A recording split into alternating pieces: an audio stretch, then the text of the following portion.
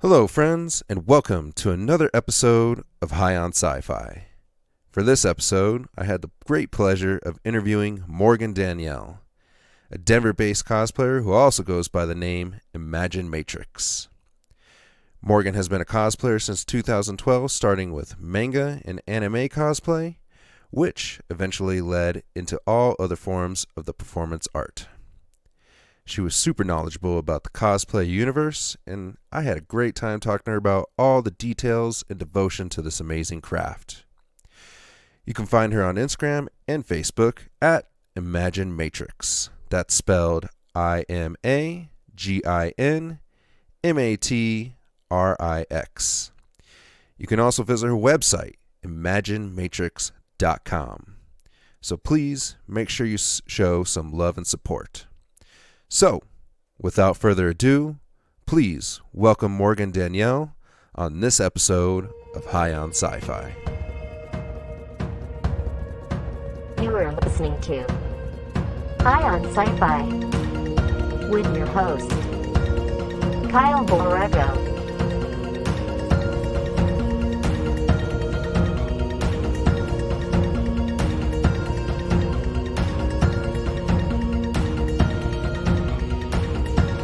Are you still there? Yep, I'm still here. Okay, sorry about that. Oh, you're I don't know all what right. happened. No, that's great. You're fine. You're fine. That's it happens all the time. Sometimes it happens at the worst times as well. Oh no, it just drops. Oh yeah. Like what irritates me the most is like when you play video games. You know. Ooh, yeah. Yeah, and you get kicked off a server or whatever, and you're doing really well at that video game at the time, and then it's just gone. It's gone forever. Oh, that sucks. Do you play? Yeah, do you play any video games? I do play video games. I don't play a lot of online games. Not until like recently, just because of the whole. I've been a little scared away by the competitive nature and like the way that a lot of women who play online video games have like horror stories. But Right. I play like a lot of like RPGs and things like that. All right. So role playing games. Mm-hmm. What are the what system do you play them on? First of all. I play PS4, Okay. Switch. I still have my Nintendo DS. Play a lot of games on Nintendo DS still. Yeah, I haven't fucked around with the Nintendo DS in forever. But Yeah. are you trying to get the PS5? Yeah, it's the goal for me and my boyfriend to get that PS5 at some point, but Yeah. it's not a huge deal right now just because it's sold out everywhere, but it's on the list of things to get. Oh yeah. Yeah, we've been trying to get one too, but it's like you said, it's impossible to get at the moment. But hopefully these bot buyers will stop buying them and people will stop buying from bot buyers, so Exactly. they quit having an excuse to keep buying them all up. Yeah. But I know one person, he has it and he says it's okay, but they're still making games for PS4, so whatever. Yeah. Exactly. What are the like, let's say, two games that you're excited to come out? I'm really excited for Dragon Age 5 Okay. or 4. Okay.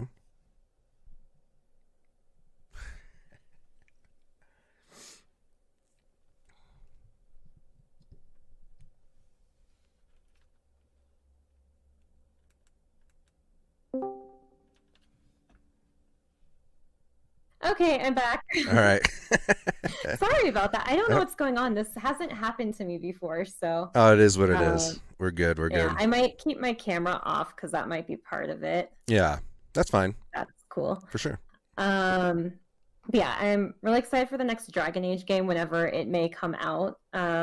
It has like a fantasy sci-fi look to it because it's going to the new area of Tevinter, and a lot of it is like magical cyberpunk almost Oh, looking. okay.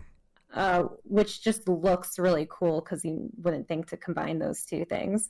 Yeah. And then another game I'm looking forward to, I'm trying to think, because I still have a ton of games that I've started and need to finish, like the Star Wars game. Like I still haven't finished Oh yeah. Fallen Order, which is high on my to-do list. But Hell yeah. I would love to play the new Miles Morales Spider-Man game. I haven't gotten to do so yet, so that's high on the list. Yeah, I've heard it's pretty badass.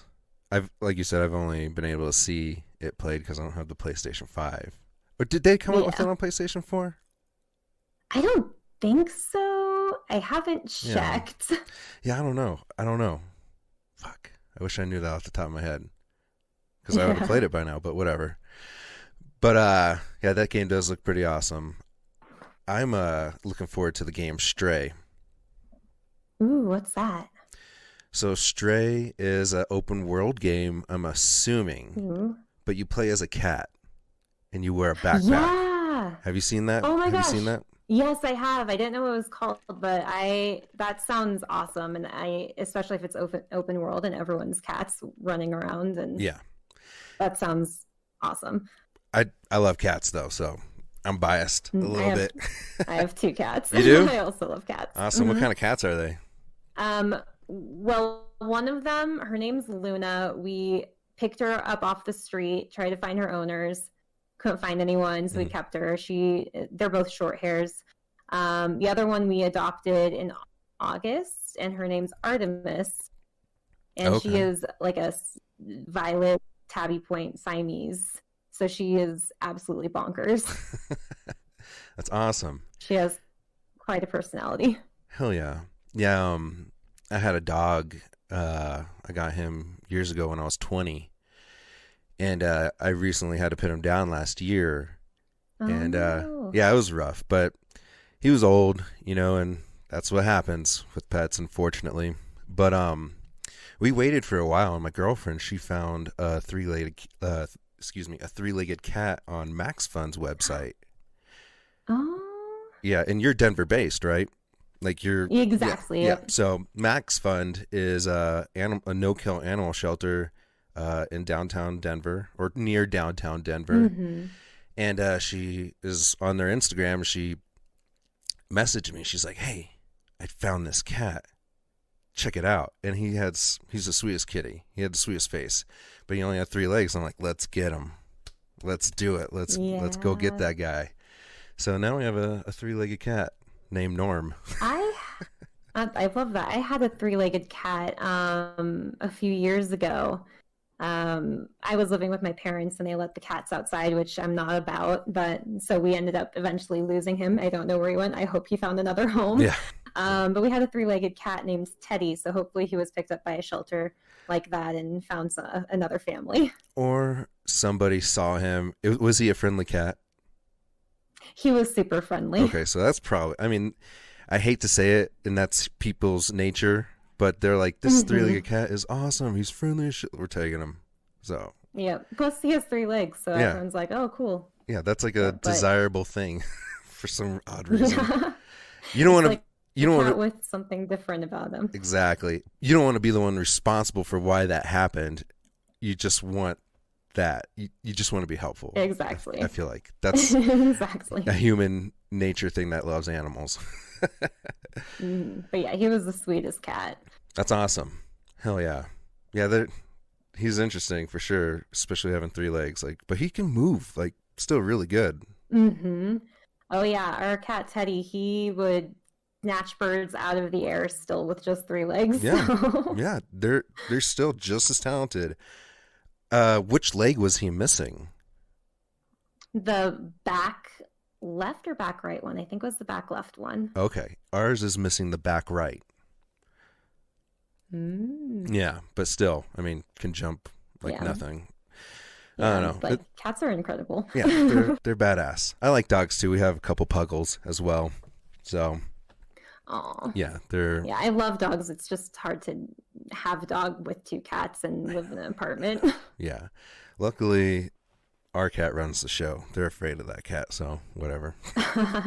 It's all good. Well, let's get on to talking about some cosplay. It's always been something that's interested me, and I go to a lot of conventions and stuff. But I appreciate it for what I see, okay? Because I know a lot of these things take a lot of time and effort, and it's definitely like a devotion. Like you spend a lot of time doing these things because of the amount of detail that go into it. When did you first start getting into cosplay? Well, it was back in 2012, and for me, I got into cosplay through the manga anime sort of track. It was something where I was like, okay, like I had never been able to like watch Pokemon or anything growing up, so I didn't really understand anime and or like get it. But our local library started selling like manga, and I started getting into that. And I was like, okay, I'll read manga, but I won't watch anime. That's really weird. And then I started watching anime, and I was like, okay, but I won't do that thing where people dress up as characters because that's really weird. And then of course I was like, oh, I found like characters that I really loved and related to, so I wanted to dress up as them. And I found out about conventions, and so it just became like this snowball of things. And I already did theater, so it just kind of was a natural progression to go from doing theater and pretending to be characters to going to public places and pretending to be characters too. Yeah. I mean, I imagine when you first start doing it, there's maybe some self-consciousness about it. You know, like you're part of this now. You're doing it. Did you ever feel like shy when you first started doing it? Like that very first time you did it? The very first time was at NandesuCon 2012 when like I actually attended something in cosplay, and there was the initial like nervousness, but I was also 16 and did not have a lot of the like apprehension that an adult might, and then seeing other people in costume too there already became like, okay, this is like a normal thing here. So being introduced in an environment that where it's already acceptable, and then on top of that having the nerves of a teenager who doesn't care about what other people think, was super helpful. But there have definitely been times where I've needed to cosplay in public, not around a convention, where it's been kind of awkward or embarrassing, or it's like, okay, I don't want to take my jacket off yet because there's people around, and I'll wait till they pass to take it off and take some photos and, you know, that sort of thing. But for the most part, people, if they see you in costume, are just really interested in what you're doing and will come up to you and be like, hey, what's this for? What are you dressed as? Or, oh, I recognize this. That's really cool. So it's definitely not as nerve-wracking as it could be, but there have been moments. Right. Yeah. I'd imagine, you know, being at a convention, like you're surrounded at people that want to be surrounded by that kind of stuff. Like that's why they go there, is to see the new cool shit or what people's interests are in their, you know, in what they're into as well. I've never really been to any anime conventions or anything like that. I'm more of a Star Trek, Star Wars type of guy, Marvel. Yeah. But I love next gen. Like, so I started going to Star Trek conventions or Starfest back when I was like 9 years old or 8. Starfest was like my second convention. Really? Yeah. Yeah. Yeah. I mean, God, I'm 32 years old. And when my mom first started taking me, from what I can remember, it was when I was 8 or 9. That's when I started to remember conventions. But she started taking me when I was like 5 because she wanted to go because she's a Star Trek person, you know, as well. Yeah. And, you know, she's like, I'm going. I don't care if I have a kid. This kid's coming with me. So I've been surrounded by it, you know. Yeah. And my parents never did conventions, but they were super into Lord of the Rings, super into Star Wars. You know, I did grow up like with them reading me like Tolkien and like showing me the Star Wars movies and us going to midnight premieres for stuff. My parents just never really got into the convention scene. And it's my dream someday to drag them to like Denver Comic-Con or Denver Pop Culture Con or something like that someday. But yeah, they love Marvel. They love all that stuff too, which was great because it helped me once I like got into cosplay. I was like, oh, people don't just do this for anime. They do this for things I already have loved, like Star Wars and Lord of the Rings and Harry Right. Potter and things like that. Well, Star Wars is from their generation as well, too. And they grew up loving those movies because when they came out, they're, our age or younger, but they're just fucking blown away by Star Wars. Everybody was back then. Exactly.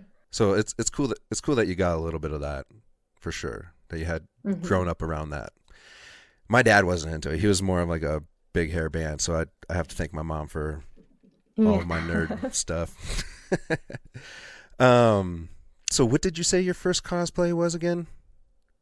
I didn't. So my first cosplay is actually a little embarrassing. There was a anime called Hitalia that is a bit problematic. It was the countries as characters. So America is like a young, blue-eyed, blonde-haired guy who everyone finds super obnoxious, and Russia's a tall, scary dude, and Germany is like a blonde-haired, blue-eyed guy who is super serious and organized. And so I cosplayed the personification of the country of Hungary because she was portrayed as like a super badass character who all the other countries were kind of afraid of, because she was just super cool. And I just like really related to that kind of character. She looked like me. She was a strong character. She was one of the only girl characters in the show, so I ended up dressing up as her.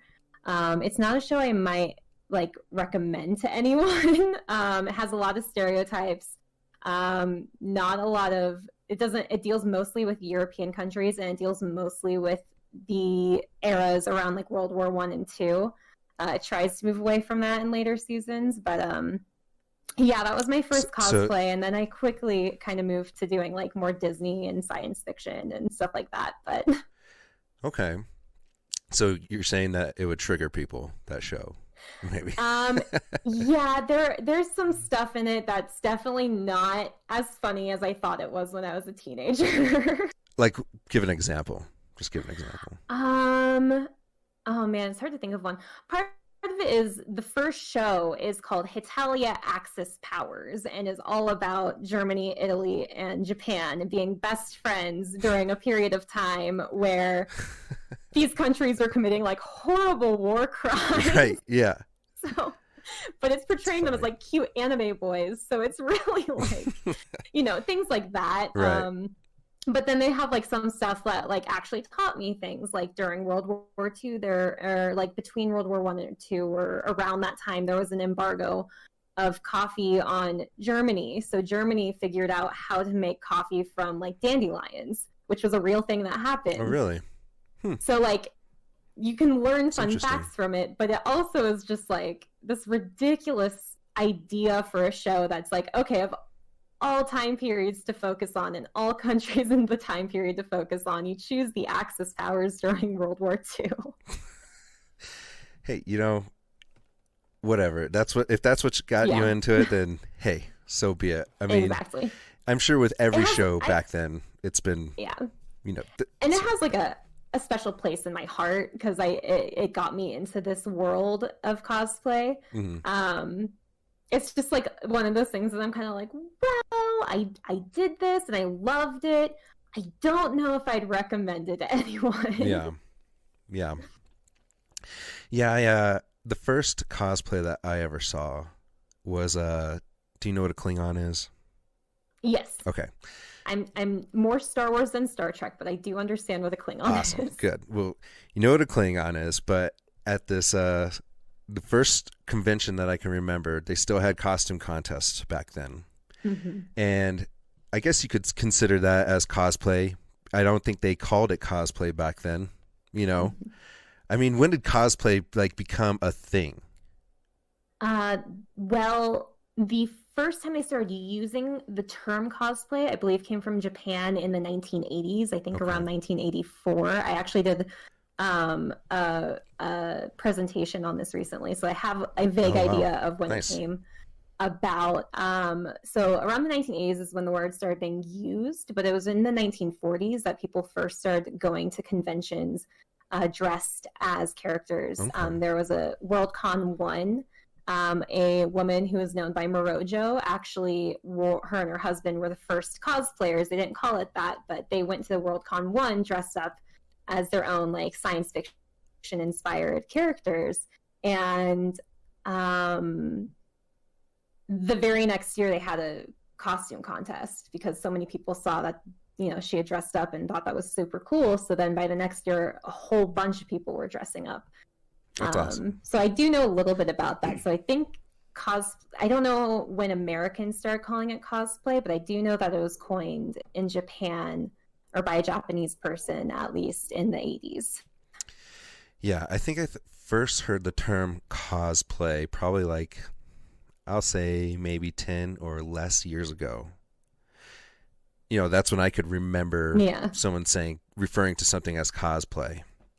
Yeah, so, it definitely wasn't a common term. No.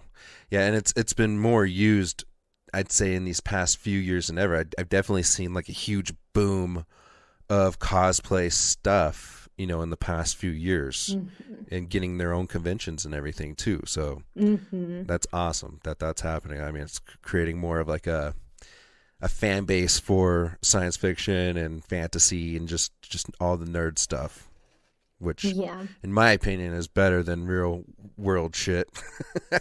Exactly. I agree 100%. Yeah. But going back to the first cosplay I saw, I guess you could say that cosplay because he was dressed up. He was a Klingon in drag. So he was a drag queen Klingon. And I love that. Yeah, and I thought it was the funniest thing. I was like, that's awesome. And he was having a great time with it. I was like, that dude is doing him. That's awesome. Good for him. But then they had like a whole club the next year. Like it was a drag queen, Klingon drag queen club. It was freaking hilarious. I love that. I think probably like the cosplay that sticks out the most in my mind that I've seen recently or in recent years that like I just keep thinking about was at Denver Pop Culture Con a few years ago. Someone cosplayed Mrs. Doubtfire, but the genie from Aladdin as Mrs. Doubtfire. Okay. I see what you're saying. So it was two Robin Williams characters combined. That's awesome. And I loved it. And I think the same person also did the genie as the flight attendant after the first magic carpet scene in Aladdin too. Like they just do these amazing genie cosplays that just make me think of Robin Williams and how funny he was. So hell yeah, they're just so creative, and you don't see them a lot. Well, it's that's one thing that just blows my mind is the creativity and like just people's ability to create like these things that work and function too. Like there's this guy who built an Iron Man suit that all the shit worked. Like shit was popping out of his arms, his face shield came off, like all that. And then I saw a xenomorph with like its tail would like strike and shit. It blows me away, like the amount of talent people have for these things, you know.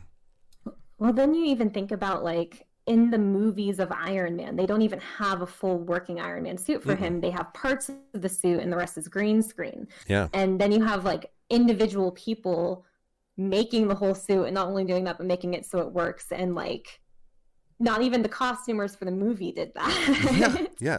No, it's amazing. It's amazing. They need jobs in Hollywood. For real. But I mean, you got to think too, like you can't move fast in something like that as well. Not like Iron Man could. So that's the only downfall. But eventually there will be something like an Iron Man suit that could do all these things. Exactly. That'd be badass. It's coming. Someday. So would you say that there's like multiple genres of cosplay? Because I definitely see like there's definitely a niche for each thing. Like, you know, from what I've gathered, like it seems like you're more into like the fantasy side of cosplay, just based off like you know your video games and you know what you've watched and all that. It seems more fantasy based. But I mean, is there like somewhere where everybody goes and hangs out, or is there definitely like little niche clubs like fantasy cosplay, Marvel cosplay, DC cosplay?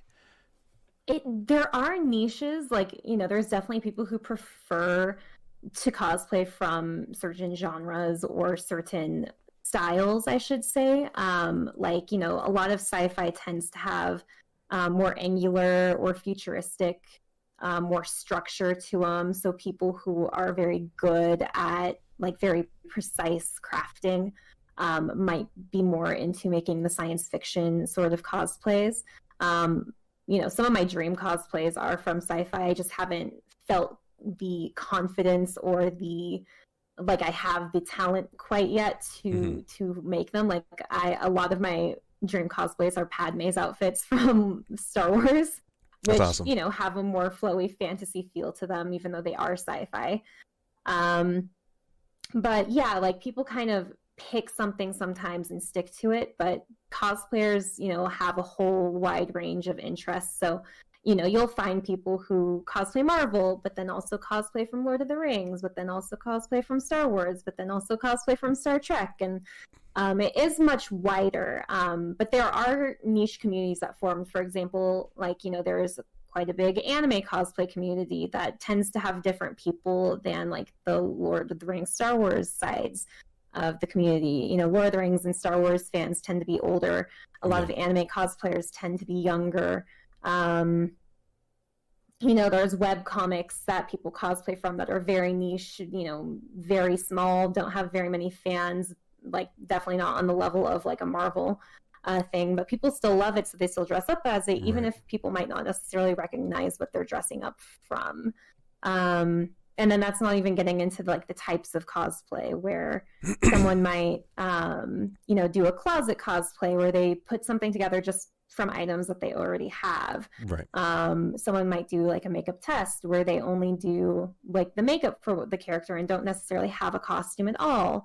And then you have people doing like inspired looks, like Disney bounding, where they're not wearing a costume, but they're wearing an outfit inspired by the character. So their own version of it, basically.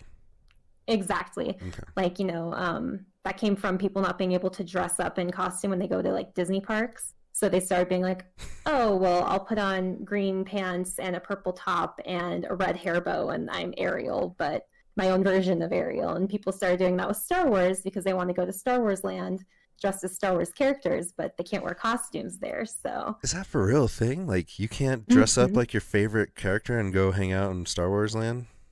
No, so you can during specific events. Like for Halloween, they allow people into the park in costumes, but Disney's gotta, maintain its character integrity. So, if you go into the park in like an accurate Tinkerbell costume, this actually happened. A woman went to Disney as Tinkerbell and she started posing for pictures and signing autographs and she got kicked out. What the fuck?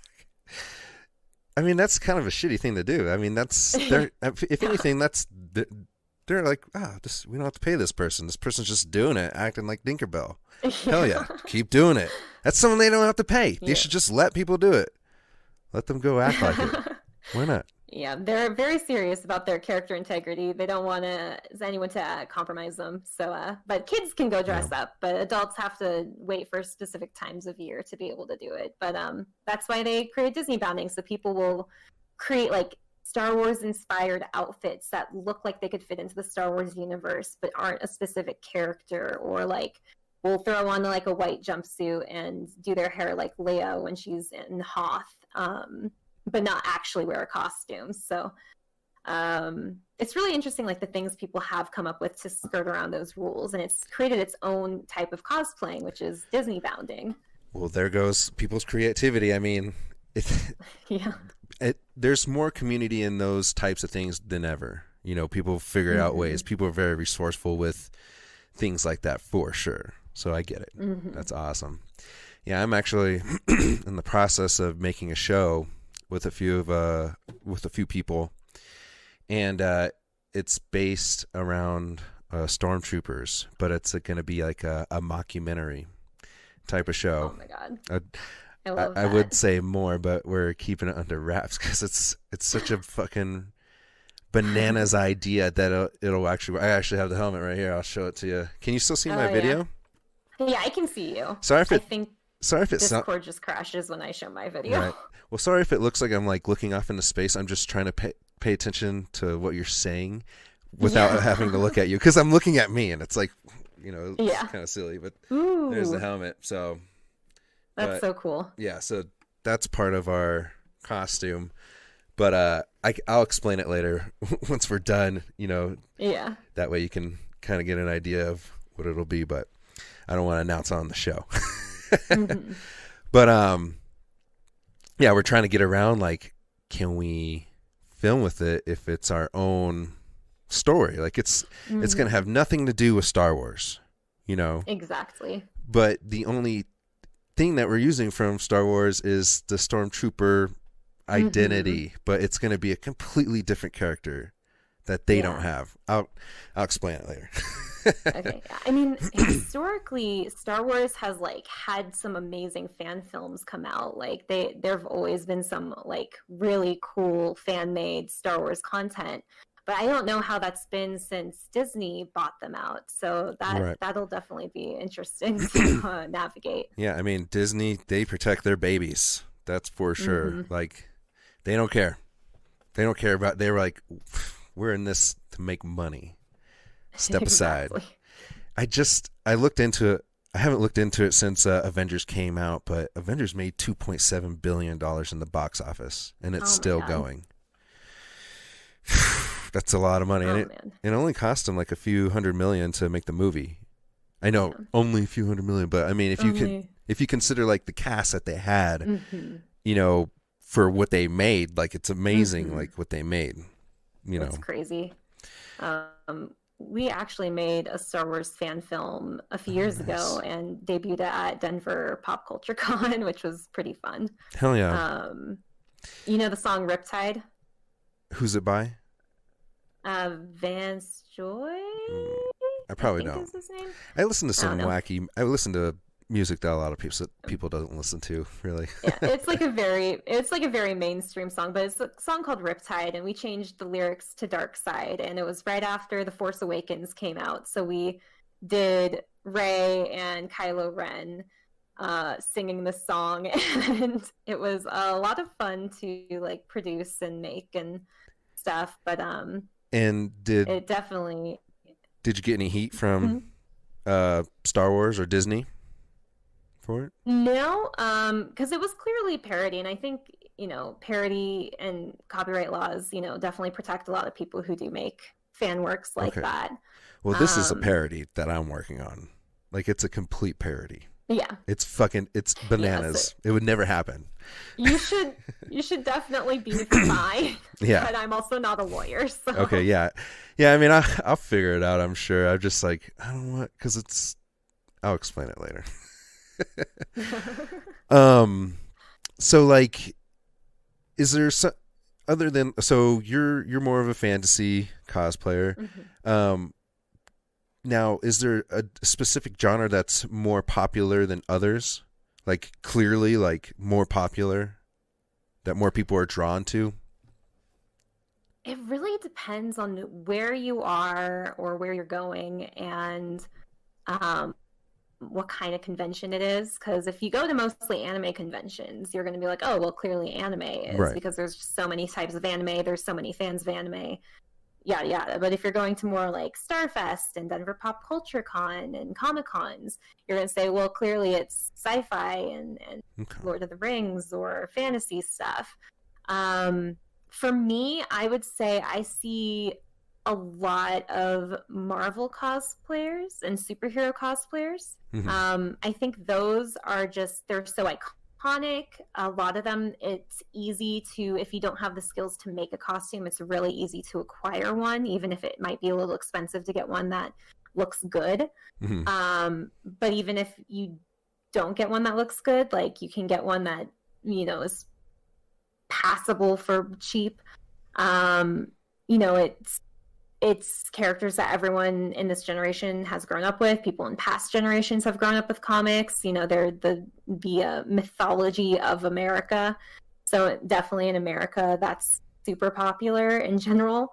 I think most cosplayers I know have cosplayed at least one superhero. Okay. So I would say probably comic book heroes and superheroes in general, even if it's not specifically Marvel or DC. Yeah. Well, I mean, superheroes are more popular than ever. For Exactly. sure. Especially with, like, the MCU and DCU, if they could get their shit together. I haven't watched a DC movie since I think like the Christopher Nolan Batman movie. Really? I mean, yeah, I don't think I've even bothered. So, honestly, there's a couple that I enjoyed. One of them being Birds of Prey. I was actually gonna be pissed Heard off. really good things about that. Yeah, it was an awesome movie, and I was expecting to be pissed off about it.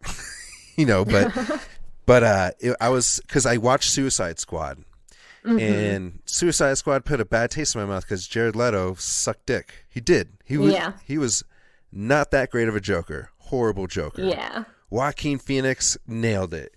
Heath Ledger nailed it. Jack Nicholson nailed it. Mark Hamill nailed it. He did not. I'll never consider him as the Joker, but he ruined Suicide Squad. But Margot Robbie, who played Harley Quinn, nailed it. Like, and they pretty much just wiped off like Jared Leto's Joker. They're like, yeah, we fucked up.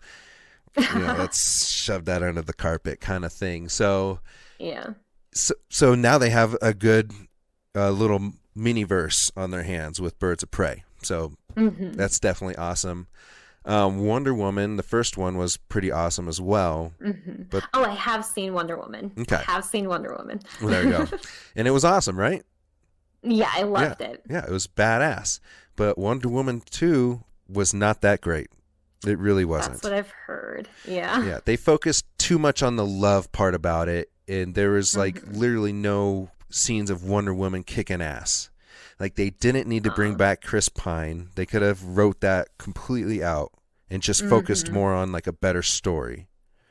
It wrapped too much around Chris Pine being there, and she got all weak. Yeah. Because she made this wish, and whatever. It doesn't matter. Spoiler alert, sorry. I didn't give away too much, but no problem. I think I've read like a synopsis of the film because I heard such bad things about it that I was like, I don't know if I'm even going to see this, so like no worries about spoilers. Yeah, I've already mentioned it on the show, and me and my buddy have talked about it many times. We're just like super bummed out because we had very high hopes for Wonder Woman, because the first one was so good. We were expecting number 2 to just be equally as awesome. Yeah. We were hoping that DC saw something and they were like, all right, we know what works. Let's just keep going with that. But they went a completely different direction. Yeah, that's a bummer. I like have like, it's one of those things where I love Mara's design from Aquaman, but I haven't seen Aquaman, but I might just cosplay her anyway. Yeah. I mean, Aquaman was all right too. I didn't really like how it just seemed over CGI'd. It didn't seem too believable to me. Like, for some reason, Endgame seemed believable to me. But they know how to capture you in that moment. Especially with how well they did with the universe. That ending fight was just epic. But the ending fight in Aquaman, I was just kind of like, I feel like there's too much going on. For a little fight like between two people, so how do you think the MCU is going to go on from here on out? Do you follow the MCU at all, really? I do. Okay. I haven't as closely recently. Like, I think I haven't seen a couple of the recent films. Like, it's so funny. Spider-Man is my absolute favorite superhero. I love him. Yeah, he's my favorite as well. I have not seen either of the MCU Spider-Man movies yet, and I don't know why. I have here, I'll show you something here if you could. Oh yeah. Here, I'll show you, but that's like in the first series of issues. That's Spider-Man right there. But I need it. It's not worth a lot. Not like issue number 1, but it's neat to me. It's super cool to me. But we're watching WandaVision right now, and awesome. If they continue on the path that they've started with WandaVision, I'll probably get pulled back into the MCU pretty hard again because it's super interesting. I'm very like invested in what's going on, and I like the quirkiness of it, like that, and like the trailer we've seen for the Loki TV show. Yeah. It's so, you know, they're not trying to take themselves as seriously as possible. And they're not like, oh, we're the MCU, we follow this formula and we do this formula over and over again because it works. It's like, we're going to try some new things. We're going to branch out a little bit. We're going to do maybe some crazy storylines from the comics, or maybe take some stuff from here and there and see where it goes. And, otherwise I feel like I would be getting bored. Yeah, no, I'm glad they're doing different things. It's keeping it fresh. They know how to keep shit fresh. They got the money. They got the coin to be able to hire people to do that shit for them. You know, I saw this meme. Chris Pratt's when he's Star-Lord, and in the second movie, you know how when he finds out that he's a god and he can make stuff, and he says that line, he's like, "I'm gonna make some weird shit." Exactly. Basically, the meme was saying. To like Disney says to the director for WandaVision, like, you could do whatever you want, and then it shows the director of WandaVision and then like Chris Pratt saying, I'm gonna make some weird shit. It's so weird, and I adore it so far. I hope it kind of stays on this course and they keep doing weird shit, because it's so fun, and it's a lot more fun than just seeing the same kind of formula of superhero doing the same stuff over and over again. Exactly. And I think that's DC's issue, is like, everybody's like, seeing that, I don't want it. I want something different. DC's it's a dark universe, so they should just stick to making dark shit. Like, they know how to do that. Like, did you watch the Joker with Joaquin Phoenix?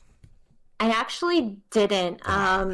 I am in a theater class right now, and it's on the list of things that I need to watch. So it's a mind fuck. You'll love it. I won't say anything else. It's a deep movie, though. It's one of those movies that you watch once and you're like, I don't need to see that again, because for how deep it was, I'm good. Like, it just deals with mental illness. It's a crazy movie. Definitely take the time to watch that movie for sure. But will do, definitely. And then Batman with Robert Pattinson. I have high hopes for that, just because I'm excited. Yeah, I mean, have you followed Robert Pattinson's like acting career? Really? I haven't seen a lot of his newer stuff, though I know a lot about it. Like, you know, obviously he starred in Twilight, and everyone's like, oh, he's just another teen heartthrob. But then he just was like, I'm going to do whatever I want, because I did Twilight. So I know he did The Lighthouse, which I really want to see, and he did Tenet recently. And dude, the Lighthouse, it's a fucking mindfuck too, man. It's a fucking crazy movie. I can't even explain that movie. Just go watch it. Watch it. Yeah. It's a mindfuck. Yeah, I mean, I saw Robert Pattinson as like the Twilight guy too, and I wasn't really a fan of Twilight, you know. So I appreciate it for what it is. I mean, people like that shit. It's just not my style. Like, I'm more of like a space driven. Like, I love space, you know, and I love the idea that we can go travel in space. So that's always been like my niche of expertise, you know. Space shows. But I saw him as like, you know, that guy that played Twilight, so I was like, I'm not really interested in it. And then my buddy Brad, he actually is out in LA, and he, you know, hangs out with, you know, bigger people, but that's besides the fact. The fact is he knows movies. He's in that area. He knows what's good and what's not, and he's like saying, actually, Robert Pattinson's like actually getting pretty badass at acting. I'm like, okay, well, I'll check some shit out from him. And I watched some new movies that he's made, you know, in these recent years, and I'm like, damn, he can fucking act the shit out of some acting, you know.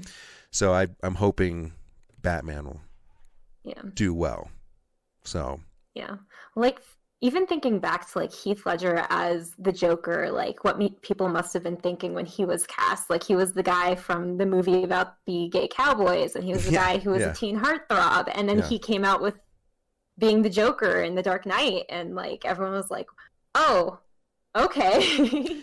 Yeah, I mean, actors. I mean, you're an actress, correct? Like, Mhm. and you're I've done a lot of theater. okay, so you know, I mean, how hard it is to get into a character. I don't think most people really understand like how hard of a job acting really is. You know, it's one of those things like where you have to put yourself in a completely different mindset and believe that you're that character to make it believable for the audience. You know, and I want to be convinced that, you know, Patrick Stewart is the motherfucking captain of the USS Enterprise. Okay, I want to believe that Exactly. Robert Downey Jr. is Tony Stark, and they make me believe that, but it's hard to get into that character, right? Yeah. Yeah, there have been like a few roles that have definitely been difficult to like get into the mindset of or act in a certain way to make it believable. There was like a student film I did where I played a video game princess, and acting like you're not real is not not like super easy. But I think the biggest compliment I got on set during that one was one of the guys was like, "Have you seen Westworld? You remind me of the robots in Westworld." And I was like, "Oh, cool." Nice. Awesome. Hell yeah. Yeah, it's difficult to fake shit like that and to make it believable because you have to make it believable for yourself to make it believable for the audience, I feel like. I mean, I'm not an actor. I don't know, you know, what it entails to get into a character like that. Like the shit I'm doing with the Stormtrooper thing, like I act stupid anyway, so this is going to be great. You know, I'm just going to act myself. It's like, it's not that difficult for me. Like I'm doing something that I know I can do, but actors, in order to stay relevant, like you guys got to be able to shift gear, you know, to something else, you know, and same with cosplay. You know, you gotta shift gears to, you know, play that part as, you know, whatever cosplay you're doing at the time, you know.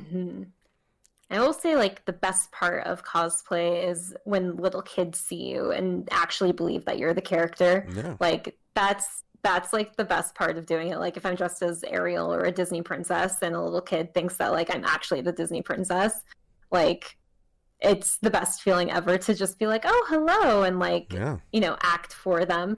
But yeah, and there's so many different theories on acting and types of acting, and I think some of the best actors are the ones who can make you believe it without having to get into that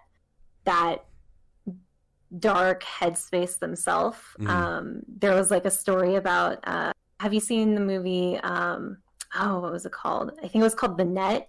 It was an old movie with Sandra Bullock. I don't think I've seen that. It was a movie about when like social networking was getting bigger in like I want to say the 80s or 90s, and she gets her identity stolen. Okay. And she has to like use her hacking skills and everything to get her life back. Does she put on the glove, the hacking glove? I wish. But anyway, so like there's this whole story about her, and she's behind the scene, like they say cut, and she's telling the story and she's laughing and she can't stop laughing and she's trying to tell the story, and then the director doesn't even wait for her to like get composed. He just goes, "Okay, and action," and she just immediately is like sobbing over the other actor who's supposed to be in the hospital bed, and she's sobbing, and they're doing the scene, and the director says cut, and she immediately starts laughing again and starts telling the story again. And I'm like, that's the kind of actor I strive to be, someone who can just like flip on a dime, like, you know, turn it on. It's one of those things that like, it just sounds like the coolest thing to be able to do. So she was tearing up and everything, like on a dime, like just tears. Yep. Wow. Yep. I can't do that at all. I can't make myself cry. I have like a trick to making myself cry. Okay, so there's ways. Okay. Yeah. My whole thing, I heard it from someone else. Essentially, there is no natural instinct in your body to want to cry. So if you're going into it being like, okay, I want to cry, and you're trying to make tears come, it's not going to happen. But there is a natural instinct in your body to try and stop tears from coming, where you can feel yourself starting to cry and you're trying really hard, hold them back, and you can feel your throat getting tight and you're just trying really hard. And mimicking that feeling does make tears come because your body's like, oh my gosh, I'm tearing up because I'm trying to stop this. Right. So that's kind of my trick to how I do it. Okay. I don't know if it's like a secret or anything. I just heard it somewhere and it works. It works pretty well. Hell yeah. Well, you figured it out. I think the only way I can cry is be like, show me a dog being rescued video. Oh yeah. Like, you know how a dog like has a bad life and it's rescued and all is well. I'm like, I always find myself like having like a little tear. I'm like, God damn it, you got me, you motherfucker. Just keep that in your back pocket. Yep. Whenever you need to cry. Yep, just pull it out. Yep, just think about when Fido got rescued. Perfect. Yeah, no, it's difficult. I admire actors, and I don't think people really, because I'm sure you hear it like, oh, I could probably do that. I can act like that, no problem. Be like, no, motherfucker, you can't. Right? You don't know what it takes. Like, I'm not an actor, like, but I know, just from people that I've talked to, and I've gone to the Comedy Store of my buddy Brad, and you'll come across actors. And you'll hear them talking about, a role that they had to like get into. And I'm like, and when you hang around with those types of people, you understand like what actually goes into making the movie. And now, I mean, there's actors have podcasts and they talk about how they have to get into roles now. So you kind of get a deeper understanding, but for the most part, people don't really understand like what it takes. Yeah. Recently for acting, I actually do a cyberpunk stream. Oh, cool. Where we play tabletop role playing games on stream. So all the acting is completely improvised. Unscripted, just playing a game with a bunch of other friends. And there have been like some heavy, hard-hitting moments that like you get really into it, and it is hard because like everything you say is what your character is saying, but staying in character can be a challenge when everything is made up on the spot. You know what that kind of reminds me of is like in Stranger Things when they're playing playing Dungeons and Dragons. And they're all dressed up like their character, and every move that they roll, they have something to say, as that character. But that's cool. That's cool that you do. Do you do it on like Twitch? Yeah. I stream with G Game Nights on Fridays. Awesome.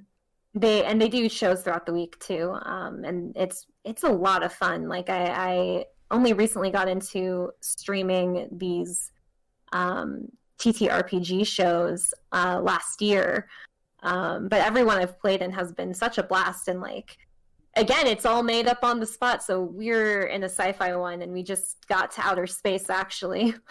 Awesome. And our first season was in like a cyberpunk city, and we're still doing cyberpunk, but we're in a New London space station.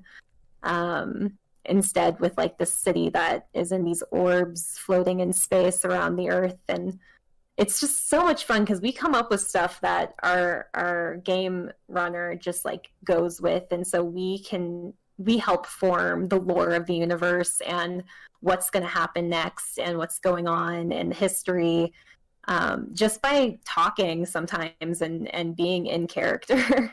That's awesome.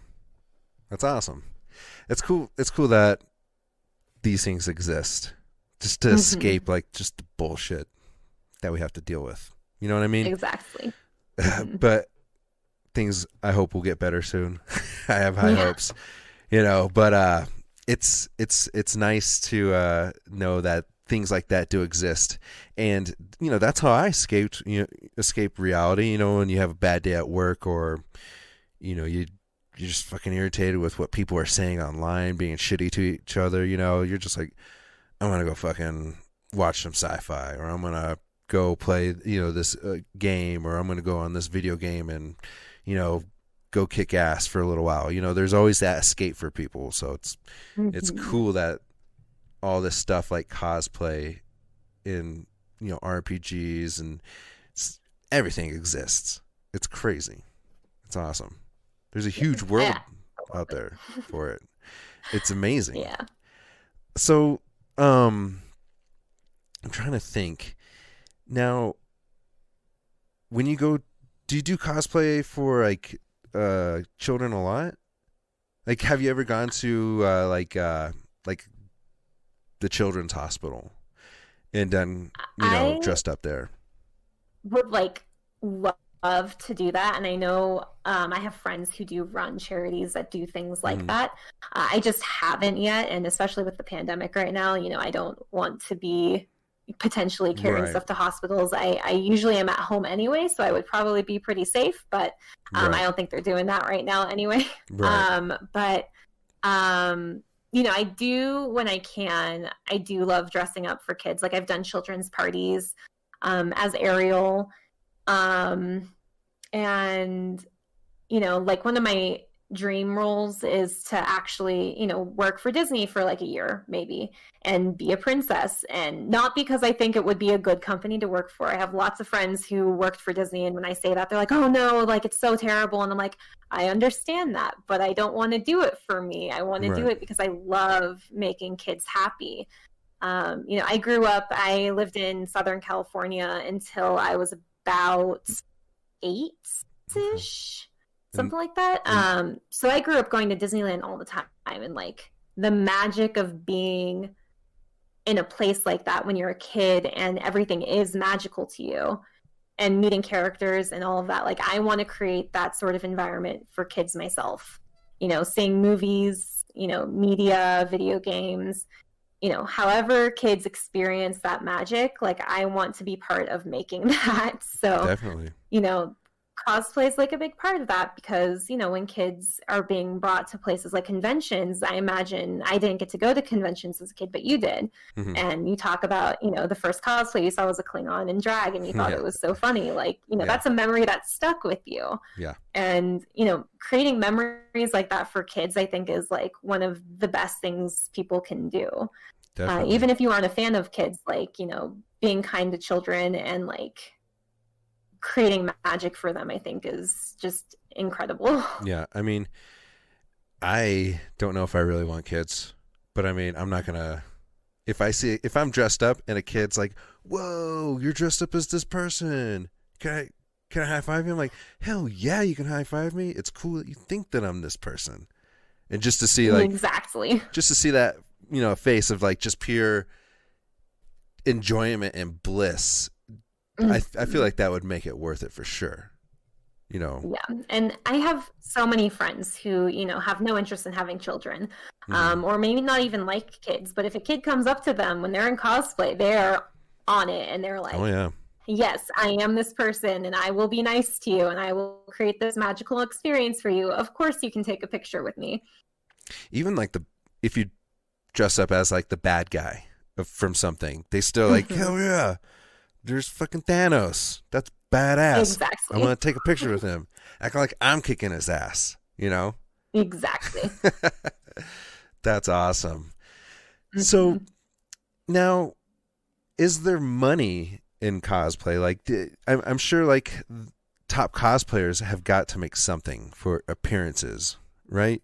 Because I know there's like super popular cosplayers that everyone knows, and they're an influencer, to the point where like millions know them. They've seen them, right? Yeah. So I have made money from cosplay before. There are several ways to do it. Hell yeah. I've been a guest at conventions before. I've sold prints before, where people will buy pictures of me as different characters and cool poses and stuff like that. There's money to be found by doing Twitch, which I haven't done myself, but a lot of cosplayers will stream, making their costume, or behind the scenes of photo shoots and things like that. One of my best friends, Ginny D, is a professional cosplayer. Her full-time job is making YouTube videos, is cosplaying, making appearances. She does a cosplay calendar every year. She makes books of tutorials. Oh, wow. She's, it she's takes in it. a lot Yeah. to actually make money as a cosplayer. You have to, find something that gives you consistent income and then keep doing that thing, which oftentimes is hard. She turns out, a YouTube video every week on top of making costumes, on top of doing her own photo shoots. And then in a pandemic, she can't make convention appearances, so she'll do online appearances. Yeah. So there is a way. It's just very difficult, and I think a lot of cosplayers are like, oh, I'll start cosplaying, I'll get really popular, I'll make a bunch of money, and that will be my job. But it's a lot more difficult than that. The business side of it can be super stressful and strenuous. It's part of why I haven't done a lot to make money as cosplay yet. Is one, I want to build more of a fan base first and a follower base. Like a legitimate fan base, for sure. Exactly. Yeah. And then two, like, it's very hard. So, I may not have the energy or the ability right now to make and wear a new costume every single week or every single month even, because I'm in school, I have work, I have, responsibilities on top of doing cosplay, right. every month. So a lot of people, I mean, I'm sure a lot of people, are in that same boat. They want to be this, they want to make money off something they love doing, but it's hard to do that sometimes, And it can also take away your love of the thing too, if you're so focused on making money that and being popular, even if you take away the money aspect, like wanting to be a famous cosplayer, like can completely drain you of joy for the hobby. And it is something that's supposed to be a hobby. It's just something that, like art or film or theater, it can be a hobby and it can be, a job. And it just kind of depends on how you pursue it. It's so new that a lot of people I've found either think of it as a hobby or a job. So people who think of it only as a hobby are like, why are you trying to make money off of this thing? It's supposed to be for fun. And people who see it as a job might see someone who is just like a teenager putting on a costume. It's like, well, that's not accurate. So why are you even trying? So yeah, you don't know, bitch. Exactly. So there's like this I found like it's in a weird area where people haven't quite figured out that it's both a hobby and a job for people quite yet, where it's really easy to see how someone can be an artist as a hobby and also an artist as a job. Right. Yeah, it's the same thing for podcasting too.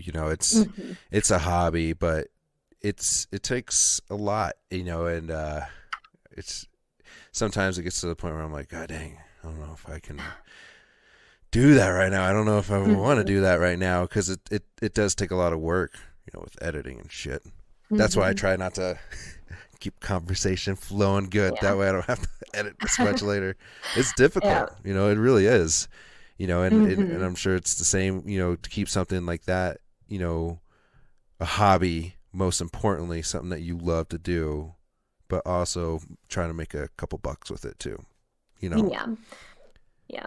And like for like the stream that I do every Friday, it takes so much out of me every week. And I'm not even doing much more than just sitting and talking into a microphone like I'm doing now. But I feel exhausted every time. So like people who do podcasts every week and like do streams nightly, I am amazed at, because I get so tired so easily just by like interacting with people. Right. Well, it's that director, especially in person too. Like you're having that direct contact with, and you both want to keep the conversation flowing and going, but it takes a lot of mental power to do that as well. Like eventually, once it's all done, like after I'm done an interview, I'm like, whew, I need to take a break, because it takes so much mental power to keep that going. And I do multiple podcasts through the weekend because I work a regular job too, but I also do this show among other things throughout the weekend with recording and everything. Like actually after I'm done with this interview, I have another one scheduled at 3 for the WandaVision recap show that I'm doing with a couple of my buddies. Yeah. but we break it down, with the Easter eggs and, what to watch out for in our predictions, just because we are so deep into the Marvel universe. Like, Yeah. I'm like a fucking, I'll put it this way, okay? Like, after I saw Endgame, I was shaking and I had no words. Oh my gosh. Like, I can relate to that feeling. yeah, I was just overstimulated, like with all, like did you see that movie? Endgame? Yeah, obviously. Yeah, in theaters. Obvious, yeah. Yeah. Opening night. Yeah, obviously. Yeah, it's one of those movies that you have to go see, even if you haven't seen any other movie. You gotta go see it. Don't give a fuck if you don't know what's going on in half the movie. You're still gonna be blown away with what's going on. But like, you experience every single emotion, like happiness, sadness, and just pure bliss. And then you get out and you're like, holy fuck, what happened? Yeah. Like, you felt like you just got done tripping for 2.5 hours. That's like, so I do want kids. And like, one of the things that I like am really looking forward to about having kids someday is being able to show them things like Star Wars and Lord of the Rings and all that. But also now having this whole Marvel cinematic universe to show them. And like, when they're old enough, showing them all the movies and how they all tie together, and like wrapping it up with Endgame, and like being able to see a kid who may not know anything about it or may know everything about it by the time, who knows, where the Marvel universe will be by the time I have kids who are old enough to understand what they're watching. Well, it's kind of like just that idea of going through it is like incredible to me. Right. Well, and I'm sure your parents feel that same way with like captivating you with the things that they were into when they were growing up. And so like the MCU is like more something around our spectrum, as well as like people like our parents they grew up with Marvel shit too, because Marvel's been around fucking forever. So they grew up with that as well. So something that'll resonate with you that's cool and badass is gonna resonate with your kids. Like, I ride dirt bikes a lot, and me and my girlfriend, we've had the talks here and there. I'm sure every couple does, and we're getting older, and we're kind of thinking like, well, maybe we should kind of have a kid, because we're going to be buying a house pretty soon and all that. So we're kind of like, well, congrats, thank you. So we're like kind of like, well, maybe we should just go for it. Whatever. We're gonna have an extra room, whatever. But that's something we need to discuss further. But but like, I want to teach my kid how to ride dirt bikes, because when I was growing up, like, dirt bikes, quads was like always like a big interest to me, and now I ride quite often, especially during the summertime. Like, I just love riding dirt bikes. It's the power and going fast, and like that risk of like dying. I don't know why it's awesome. I don't know why. Like, I hurt myself all the fucking times too. I don't care, whatever, But yeah, I love it so much, and kids love that shit too. And same with Marvel. Like, I love Marvel so much, so I understand what you're saying with that for sure. Yeah. It's an awesome world. Just the whole. Would you consider, like, all right, here's a debate I've been having with some people. This is kind of off track, but would you consider like science fiction and the MCU and like the Harry Potter movies, like all that, would you consider that like sci-fi? It depends on how you, like, I feel like some of the Marvel movies you could call sci-fi. Okay. But maybe not all of them as a whole. But I could consider them all sci-fi with the right argument. I feel like it depends on how you define science fiction for yourself. Okay, well... Like, Marvel has, like, super soldiers and aliens and space and all of these things that were a big part of old science fiction. Like, you look at science fiction movies from, like, the 1940s and 50s, and you have like the Blob, and you have things like that, and like I can totally see how the MCU could be considered science fiction. Yeah, I mean, I think about it quite a bit, and it's things, to me, Science fiction is things based off science, and fiction is made up. So we could just take away fiction. We could just like made up science, like made up science shit. And like, if you really want to pick at things, like you could see science you could just see science in just about damn near everything, if you get weird about it, like an anime, like let's just say Gundam Warrior. Okay. Like the Gundam is a huge fucking robot, the Gundam robot. So like, that's obviously science fiction. It's gotta be. I mean, you could say it's anime and science fiction, but that's for sure. Yeah, that's something that can be completely based off science if the science allowed for something like that to happen, which they're kind of heading in that direction. Did you see that? I can't remember if it was in Japan, but they made like a huge Gundam robot. Yeah, I did see that. Yeah. So, I mean, they're probably on the edge of like taking over the world pretty soon. Could you imagine like 100 Gundam robots coming towards America? That'd be crazy. I'd be like, you know what? I don't care. This is awesome. But yeah, I mean, I feel like if you really can think about it, like I'd say most things are science fiction.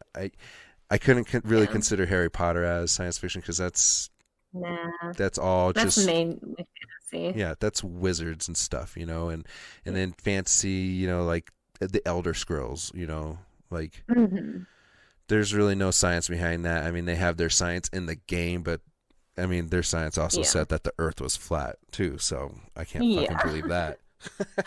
Yeah, and that reminds me of like, when people talk about Star Wars versus Star Trek. Star Trek is like so clearly science fiction, whereas a lot of people consider Star Wars to be like a fantasy because it doesn't have a lot of science in it. And it's more about it's less about the science fiction and more about like, it's like an epic fantasy that just happens to take place in space. I consider it both a science fiction and a fantasy, but like, I've heard that debate a lot too about whether or not Star Wars counts as science fiction. Right. See, I consider Star Wars as science fiction. However, it's a space opera. Okay. Yep. It's a cowboys, wild, wild west type of shit, Exactly. Shit's going down. There's two opposing forces. Now, Star Trek is for the more intellectual. Yeah. Okay. And the reason why I'm saying that is because I feel like a lot of the things that they are doing in that show is for certain reasons. Like, if you want to go deep into the history of Star Trek was made in the 60s, okay? And during that time, you had the movement, the Martin Luther King Jr. movement. Like, he was changing shit. Like, shit was going down back then. So Gene Roddenberry made this show, with Lieutenant Uhura, who was a black translator. You had Captain Kirk, who was a white dude running the ship. You had Spock, who was a Klingon, or not Klingon, excuse me. Oh God, I'm gonna get some hatred for that. Vulcan. He's a Vulcan. But and then you got, a Russian. What is he? Chekhov. Yeah, Chekhov. And then you got Sulu. An Asian man. He wanted a perfect future world where these divisions between us didn't exist. Yeah, and he was basically showing everybody like what this is the future we can look forward to, like everybody getting along and working on things together with no hatred towards each other. That's why I like Star Trek. That's what draws it to me the most. The biggest respect for Star Trek for that. Like, I haven't been able to get into it, and I don't think I've tried to get into it. I should probably attempt to, because I know I'll probably like it a lot for those reasons and for those messages in it. But I think like Star Trek fans are great, and I think Star Trek itself is like definitely an amazing show for what it's done and like the messages it has. I just need to actually watch it. I consider Star Trek as like the Bible, okay? Because the Bible is basically saying these stories with good morals. If you believe in the Bible, you know what I mean. that's what the Bible is. It's just stories to show you like good morals for the most part. There's some pretty fucked up shit in there too, but we don't have to get into that. But it's, I mean, if you look at each Star Trek episode, like they're all working together and they figure out a resolution, and everything's good at the end of the day. Like that's what it was for. It was to show people, you know, look at what we can do, look what we can achieve. And like the first interracial kiss was on Star Trek too. Like it was a groundbreaking show, and it doesn't get enough respect. I mean, now it is more than ever, but I think it's getting more respect, especially with like Discovery, with all like the you know, like the gay movement on the, you know, or the LGBTQ movement on Discovery, which is fine and all. They're showing a more diverse society in the future, but that's how people resonate in today's Star Trek. But back then it was more like just this, you know, like race, you know. So it's two different eras too. So battling two different things. One of my favorite fun facts is I shared an elevator with Nichelle Nichols. Oh, really? At Starfest one year, and I didn't realize who she was until after this elevator ride. Did you watch her speak? I think we were at that same Starfest then. I didn't, but I do remember being in an elevator with her. It was an amazing story. It was amazing. She talks about how she was gonna quit Star Trek to pursue and then theater. Yeah. And Martin Luther King Jr. came to her. It's like, you can't do that.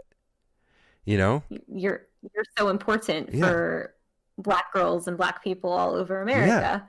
Yeah. And like, he's like, Gene has a plan for you. You've got to stay. And Martin Luther King Jr. was a Star Trek fan. You know, he would watch it with his family. Like, a lot of people don't know that. Like, Star Trek is the shit. End of story. It's for the more intellectual. You know what I mean? Like, yeah, I mean, Star Wars is definitely not an intellectual franchise. I just adore it. Yeah, it is for what it is. Like, it's a space opera. It's a complete fantasy world, you know, and it's fun. It is. I love Star Wars too. And especially with like Mandalorian, like what they did with that show is amazing, and it got me back into it. Yeah, it's amazing. It also pulled me back. Oh yeah, it got everybody back. Everybody is Team Star Wars now that came out. The Skywalker saga had to go, right? Yeah, I mean, we need more stuff. Yeah, and I have a theory about that. Is because you made the originals back in like the 70s and 80s, and then you skipped 20 years into the future, and now people have resonated with those movies so much that they want them to be exactly the same with the same feel, but you're just not going to get that, especially 20 years later. But yeah, I mean, I love Star Wars for that reason. I mean, it's just a fantasy world, but Star Trek is something to teach people about how we should act, you know. Exactly. So yeah, it's a Bible. Yeah. It's a Bible of good feelings. I love it. Hell yeah. Well, I think we've covered just about everything kind of about cosplay. I'm sure you could talk for hours and hours. Oh, yeah. About it for sure. But I mean, it is nice to kind of get in a conversation about it, because I haven't been able to talk to someone that's actually in cosplay, and I've been wanting to have this conversation for a long time, and I appreciate that for you taking the time out to do this with me, for sure. I love talking about cosplay. It's a great hobby, a really cool profession. You know, people love to do it. Everyone should try it once. It feels great to just be in a costume and have people want pictures with you and like see you dressed up and be like, oh my gosh, that's so cool. And you know, it's just fun. Right. Yeah.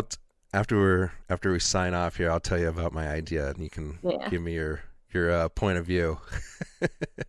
But why don't you tell everybody where they can find you at? Yeah, I'm Morgan Danielle, Imagine Matrix on all social media and different sites. It's Imagine without an E, and Matrix as in the Matrix movie. Don't know how I came up with that name. I was like 12, and it stuck with me all of these years. So I like it. I liked it because I love the Matrix. I kind of associate it with that. So that's where you can find me. I post cosplay. I do streaming on Fridays with cyberpunk stuff. Thinking about getting into streaming video games. Might do that in the future. Should. Streamed Portal before. Pretty fun. Money. Yeah. There's money in the video game industry for sure. Do you have a website? I do. It's imaginatrix.com. Awesome. Well, let's sign off here, and then I'll tell you about my idea. But thank you so much for coming on the show, and hopefully we'll have you on again sometime. Thank you for having me. It was a lot of fun. I really enjoyed it. Right on. Awesome. Good. All right. Peace, everybody. You are listening to High on Sci-Fi with your host, Kyle Borrego.